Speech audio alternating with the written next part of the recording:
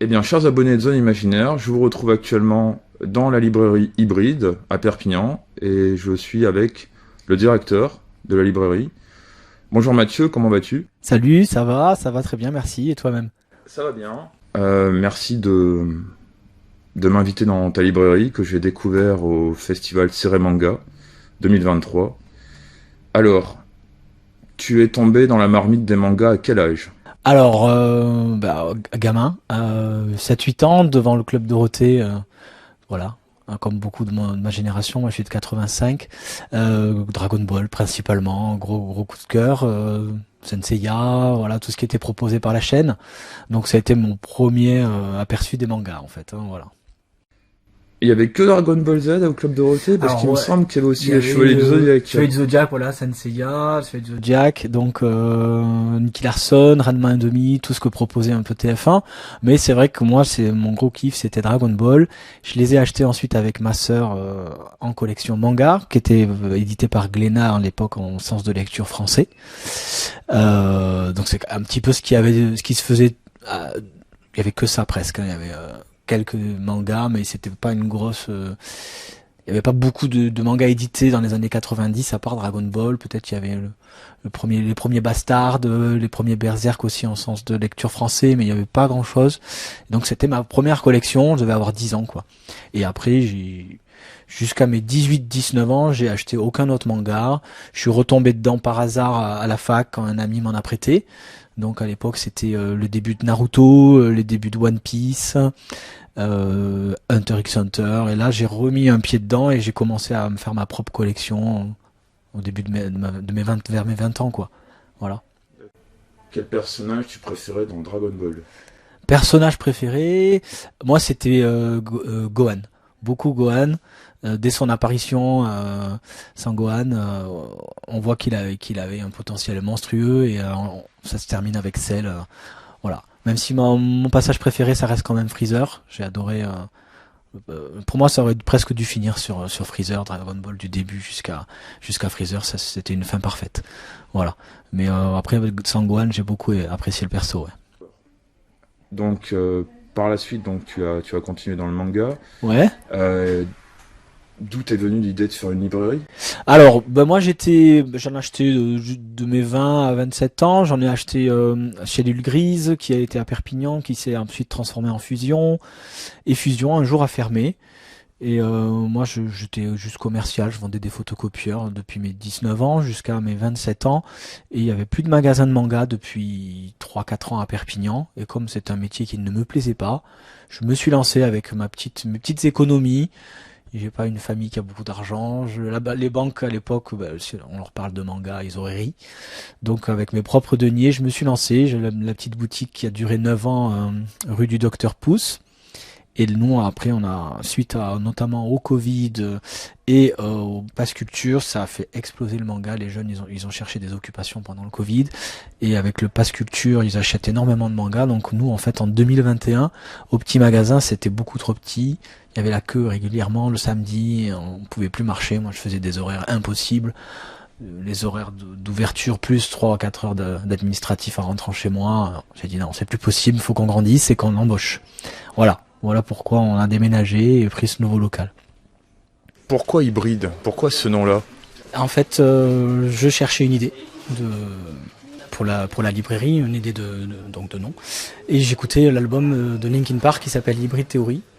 Et je me suis dit, tiens, Hybride, ça serait bien parce qu'on va proposer à la fois du manga, des comics, et voilà, plusieurs choses. Au début, on faisait même du jeu de société qu'on a arrêté. Donc c'était un bon titre, Hybride, et en écoutant l'album, je me suis dit ça c'est le titre qu'il me faut. Samedi 8 avril, c'était les 10 ans. Tout à fait. Donc j'étais présent, il y avait un concours de cosplay. C'est ça. Les véritables 10 ans, c'était en novembre, mais on n'a pas pu, parce qu'on avait ouvert en novembre 2012. On n'a pas pu, parce qu'il y avait décembre qui arrivait, donc on l'a décalé un peu sur avril. On a proposé, comme l'an dernier, pour l'ouverture de ce magasin, un concours cosplay avec des lots à la clé, des bons d'achat. Donc les gagnants que nous allons sélectionner ensemble dans l'équipe récupéreront du bon d'achat. Le premier notamment aura 100 euros à réutiliser dans la boutique de la façon qu'il le veut, en plusieurs fois s'il le veut. Ensuite, on a fait un concours de dessin en partenariat avec une association de Prades qui s'appelle Si le Japon m'était compté. Ils l'ont déjà fait pendant plusieurs années. Cette année, ils se sont associés avec nous pour avoir peut-être un peu plus de visibilité et de toucher un peu plus de monde qu'à Prades. Bah, sur Perpignan, on peut avoir un peu plus de participants. Et ensuite, on a proposé différents lots, donc 10 lots pour 10 ans, des gros lots qui seront tirés au sort parmi tous les acheteurs de la journée de samedi. Donc on va prendre toute une liste, on va créer un tableau Excel, chaque nom aura un numéro, et on va faire un numéro aléatoire à 10 reprises, et les 10 gagnants seront indiqués sur la page Facebook et Instagram. Et donc le premier, par exemple, je pense qu'on va tirer au sort dans le désordre, le 10e, le 9e, etc. Et le grand gagnant, le numéro 1, choisira son lot, puis le second choisira les lots qu'il reste, troisième, etc., etc. Parmi les 10 lots qu'on a proposés. Voilà, qu'est-ce qu'on a fait d'autre? Des petites poches surprises aussi avec des thèmes. Ça c'est Robin qui s'en est occupé principalement. Donc en fait vous choisissez un thème, on a choisi pour vous le comics ou le manga, ou les deux, et vous découvrez quelque chose de nouveau. Ça, en général c'est pas dans les best-sellers, c'est pour vous faire sortir un peu des sentiers battus, voilà, un truc un petit peu que vous connaîtrez certainement pas, et que nous on a apprécié. Voilà. Je crois que c'était un peu tout ce qu'on a fait. Il y avait aussi une table de collector avec des pop un peu rares, des livres un peu de collector qui ne sont plus disponibles en magasin, qu'on a ressortis, qu'on garde souvent un ou deux exemplaires pour ce genre d'événement. Voilà, pour essayer de créer un peu, pas le buzz, mais faire venir un peu les gens pour des choses un peu rarissimes. Voilà. Et donc là aujourd'hui c'est une séance de dédicace. Ouais. Entre deux types de mangas différents. Il y en a un, il est plus porté sur la dark fantasy, et l'autre c'est la fantasy urbaine, d'après ce qu'on m'a dit. C'est ça. Est-ce que la librairie hybride fait souvent des séances de dédicace? Alors là, c'est deux auteurs. Il y en a un qui habite Paris et Federica qui est carrément italienne, qui viennent pour une grosse convention à Narbonne. Donc c'est Canal éditeur qui en a profité parce qu'elle est de Perpignan pour le vendredi soir, fin d'après-midi, venir faire une dédicace chez nous. C'est super sympa. Et dès demain, pour le week-end, ils sont au salon de Narbonne, donc on en a profité. Mais si on peut, on aura du monde en dédicace, ceux qui peuvent venir, parce qu'on est quand même au bout de la France, ceux qui peuvent venir, on les aura, et qui veulent. Bon, personnellement, j'ai découvert, c'est bizarre, je suis perpignanais, et j'ai découvert ta librairie que récemment, au premier festival Ciré Manga. Ouais, tout à fait. Alors, comment c'était ce festival? C'était notre premier depuis des années. Nous, on avait complètement arrêté les conventions parce que on avait trop de travail au petit magasin, on était trop peu nombreux. Donc rester ouvert un samedi plus partir en convention, c'était pas possible. Donc là, on a réussi à séparer l'équipe, 2 là-bas et 4 ici. On aurait dû être plutôt 4 là-bas et 2 ici parce que c'était plein de monde. C'était 4000 personnes, je crois qu'il y a eu dans la journée, alors qu'ils en attendaient entre 500 et 1000 maximum. Donc on s'est fait déchirer. Il y a eu plein de gens très contents. Tout le monde dans la bonne ambiance, bonne humeur. Super. Déguisés. Il y a eu des petits jeux. Je crois que c'était l'association du Funplay qui avait proposé plein de jeux autour où on pouvait essayer des anciennes consoles et tout. C'était cool. Vraiment, on n'a pas vu le jour, on a fait que servir les gens, mais ça avait l'air très bien. C'est là où je t'ai rencontré avec Robin. Avec Romain. Ouais. Moi j'ai débarqué, je connaissais pas le milieu du tout, moi c'était plus la SF. J'étais content quand j'ai vu les sabres laser allumés, je fais ah bah ça va, là je connais. Ouais, il y a eu un petit spectacle de sabre laser, ouais. Mais sinon, les jeux vidéo. Oui. Tu joues à Pac-Man, à Metal Slug. Ouais, les vieux bornes d'arcade, là, Metal Slug, incroyable. Penses-tu que ça va se refaire? Alors, la mairie nous a dit qu'il referait un événement l'an prochain, le même certainement dans une autre salle, avec plus de monde, plus de stands. Mais après, nous, on va faire d'autres événements. On sera à l'Akatoukin fin mai. Ouais, c'est ça. Le samedi et dimanche, 27 et 28 mai. Et on sera normalement à Canoës, c'est pas encore officiel, mais c'est en cours. Cours en juin, je sais pas la date exacte. C'est un dimanche, donc ce sera pas un samedi, ce sera que le dimanche. Et j'ai pas la date en tête, mais c'est mi-juin à peu près. Voilà. Et normalement, on sera aussi à Totavel en novembre, à une convention qui s'appelle Médié Geek. Donc pareil, on a prévu d'avoir un petit stand sur place Pour cette année, je crois que ce sera tout, mais l'an prochain, après, si on trouve d'autres événements, vu que Serré s'est bien passé, je pense qu'on va les faire à peu près tous pour essayer de se faire connaître un peu partout. Voilà, c'est ce qui est prévu. Tu es allé dans de nombreux salons ou c'était le premier? Enfin, je sais pas si tu m'as dit que tu faisais pas mal de salons avant.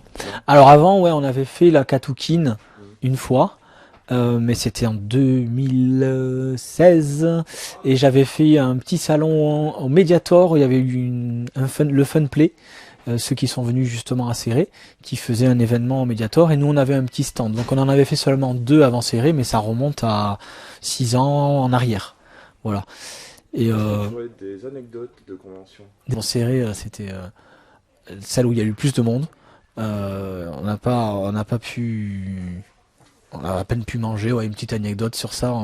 On n'avait pas prévu de quoi manger. On pensait manger sur place et en fait le seul food truck s'est fait prendre d'assaut et à 12h15 ils avaient plus rien à manger. Donc il y a quelqu'un de la mairie qui est allé sur le marché de Serré. Ils ont emmené un traiteur chinois.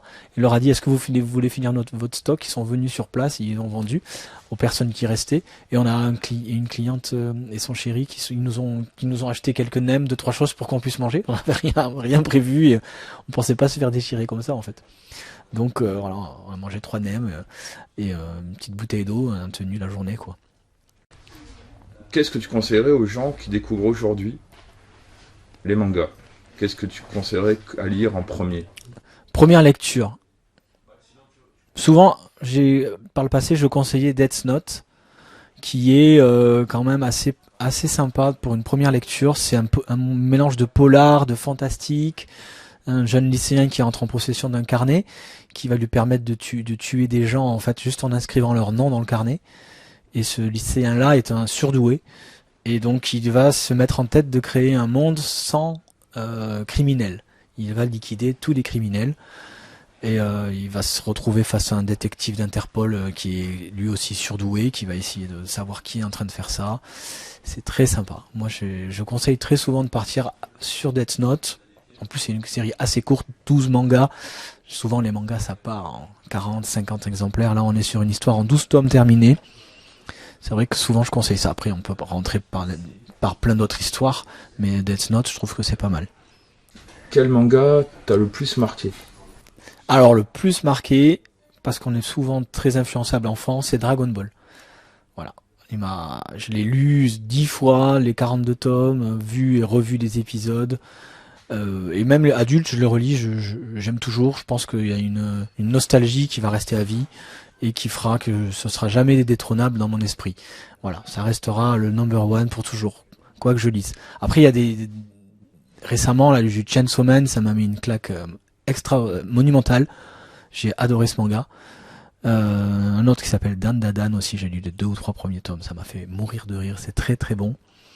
Et je peux en citer des dizaines, hein. Full Metal Alchemist, extraordinaire, Death Note, j'en parlais tout à l'heure. Mais bon, si je devais en citer qu'un, ça restera Dragon Ball, parce que ça reste très nostalgique, et même quand je relis, j'adore, y a rien à faire. Qu'aimerais-tu dire aux passionnés de manga de Perpignan?